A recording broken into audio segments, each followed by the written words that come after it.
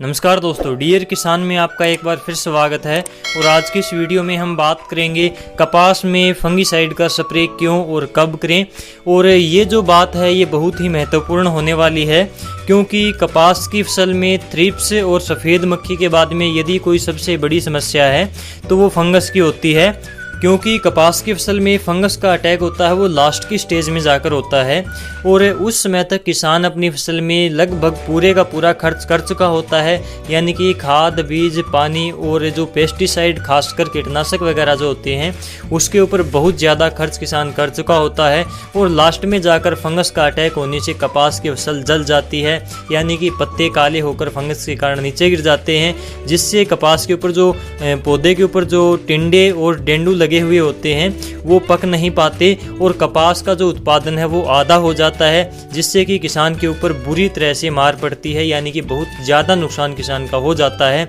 और इसकी जो समस्या होती है बहुत ही भयानक होती है। थ्रिप्स और सफ़ेद मक्खी के बाद में सबसे बड़ा रोग कपास के अंदर आता है तो वो फंगस का आता है, और फंगस से आपका खेत जो है, आपकी फसल जो है पूरी तरह से बर्बाद हो जाती है। तो इसके ऊपर नियंत्रण करना आपको बहुत ही ज़रूरी हो जाता है, और यदि समय रहते आप इसके ऊपर नियंत्रण नहीं करते हैं तो बाद में इसके ऊपर कंट्रोल करना भी बहुत ही ज़्यादा मुश्किल हो जाएगा। तो चलिए बात करते हैं कि कपास की फसल में फंगस का अटैक कब होता है, क्यों होता है और इसके लक्षण क्या हो सकते हैं। तो बारिश का जो समय होता है इस समय पर कपास के अंदर सबसे ज़्यादा फंगस का अटैक होता है, और ये इसका जो दूसरा मेन कारण होता है कपास में जो थ्रिप्स और वाइट फ्लाई यानी कि सफ़ेद मक्खी जैसे इंसेक्ट होते हैं, कीट होते हैं, तो ये कपास के पत्तों के ऊपर एक प्रकार से चिपचिपा पदार्थ छोड़ते हैं और बहुत ज़्यादा जो है पौधे के पत्ते को डैमेज कर देते हैं, जिसके कारण पौधे के पत्ते के ऊपर फंगस लग जाती है। इसके अलावा जैसे कि आप ऊपर से यूरिया का छिड़काव करते हैं तो यूरिया पौधे के पत्तों पर गिरती है और पत्ते जल जाते हैं, जिसके कारण जले हुए पत्ते के ऊपर फंगस का अटैक बहुत ही जल्दी होता है। तो ये सब कारण होते हैं जिससे कि फंगस का अटैक होने का ज़्यादा फसल के अंदर चांस हो जाते हैं। तो इसके बाद में बात आती है कि इसके लक्षणों को कैसे पहचाना जा सकता है, हमें कैसे पता चलेगा कि कपास की फसल में अब फंगस का अटैक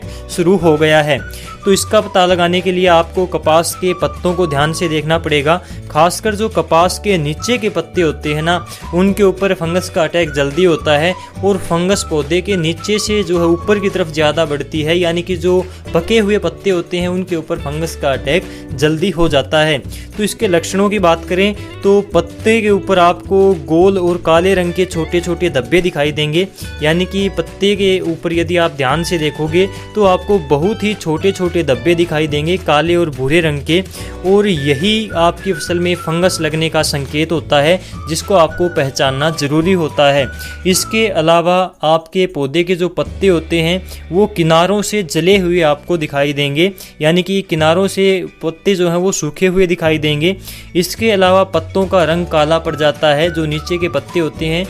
जब कपास में फंगस स्टार्टिंग स्टेज में लगती है, यानी कि कपास के अंदर फंगस की शुरुआत होती है, तो आपको पत्तों के ऊपर छोटे छोटे काले भूरे रंग के धब्बे जो दिखाई देते हैं, बाद में यही धब्बे धीरे धीरे करके बड़े हो जाते हैं और पूरे पौधे के जो पत्ते होते हैं उनको कवर कर लेते हैं, और पत्ता पूरी तरह से काला होकर नीचे गिर जाता है। और जब पत्ते पौधे के जो है काले होकर नीचे गिरने शुरू हो जाते हैं तो ये फंगस अपनी लास्ट स्टेज में पहुंच चुकी होती है, यानी कि पूरी तरह से आपके पौधों के ऊपर फंगस का अटैक हो चुका होता है, और उस समय पर फंगस को कंट्रोल करना बहुत ही मुश्किल हो जाता है।